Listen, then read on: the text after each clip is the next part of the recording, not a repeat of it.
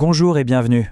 Aujourd'hui, on va décortiquer une méthode, un plan unifié pour transformer n'importe quel objectif en une réalité bien tangible. On a tous des buts, des envies, des rêves, mais c'est vrai que le chemin pour y arriver peut paraître flou, un vrai casse-tête parfois. Il y a tellement de conseils, souvent contradictoires. Alors comment s'y retrouver? Pour y voir plus clair, on va construire un plan d'action unique. Et pour ça, on va piocher dans les idées de 3 grands maîtres de la transformation. On va prendre 3 ingrédients clés. D'abord, le quoi de Napoléon Hill, c'est-à-dire la clarté de l'objectif. Ensuite, le comment être de Neville Goddard, qui est une approche plus intérieure. Et enfin, le plan concret, étape par étape, inspiré par l'experte Nancy Pesquet.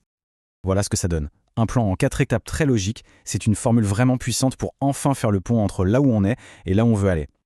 Bon, alors allons-y. On attaque avec la première étape qui est absolument fondamentale. Elle nous vient directement des travaux de Napoléon Hill. Il faut savoir que Hill, pour écrire son livre, a passé des années à interviewer les plus grands industriels de son époque, des gens comme Andrew Carnegie ou Thomas Edison. Et sa conclusion, c'était que tout, absolument tout, commence par une idée ultra claire de sa destination.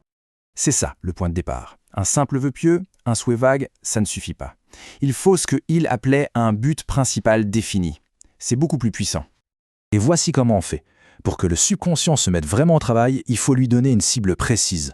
Donc être spécifique, l'écrire noir sur blanc pour que ça devienne réel et surtout le formuler au présent, comme si c'était déjà là.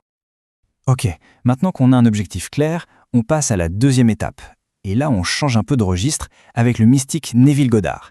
Il va nous expliquer comment aligner son identité intérieure avec ce qu'on veut obtenir. C'est une nuance, mais elle est énorme. La plupart des gens connaissent la loi de l'attraction où on essaie d'attirer quelque chose qui nous manque. Goddard, lui, parle de la loi de l'assomption. L'idée, c'est de devenir la personne qui a déjà ce qu'elle désire. On ne cherche plus, on est. En gros, il s'agit de vivre depuis le résultat souhaité. Ce n'est pas faire semblant, attention. C'est vraiment ressentir de l'intérieur ce que ça fait d'avoir déjà atteint l'objectif qu'on a défini juste avant. Et pour ça, Goddard avait une méthode clé, le SATS. C'est cet état un peu cotonneux juste avant de s'endormir. C'est le moment parfait pour visualiser une scène qui prouve que le but est atteint et la faire tourner en boucle jusqu'à ce que ça paraisse complètement réel. C'est une façon de court-circuiter le doute et de parler directement au subconscient. Bon, on a un objectif clair et l'état d'esprit qui va avec. C'est super, mais maintenant, il faut agir. C'est là que le travail de Nancy Pesquet entre en jeu pour construire un pont bien solide vers la réalité. L'approche de Pesquet est très concrète, très pragmatique. Elle aime bien utiliser des cadres temporels bien définis, comme 90 jours par exemple. Ça force à passer de la théorie à la pratique et ça crée un élan, un vrai momentum. Pesquet insiste sur un point. Savoir ce qu'il faut faire et le faire, ce sont 2 choses très différentes. Le plan d'action doit donc être non seulement pratique, mais aussi motivant pour nous aider à dépasser nos vieilles habitudes et à commencer à agir en accord avec cette nouvelle identité qu'on a choisi d'incarner. Et pour finir, il faut être réaliste. Le chemin n'est jamais une belle ligne droite.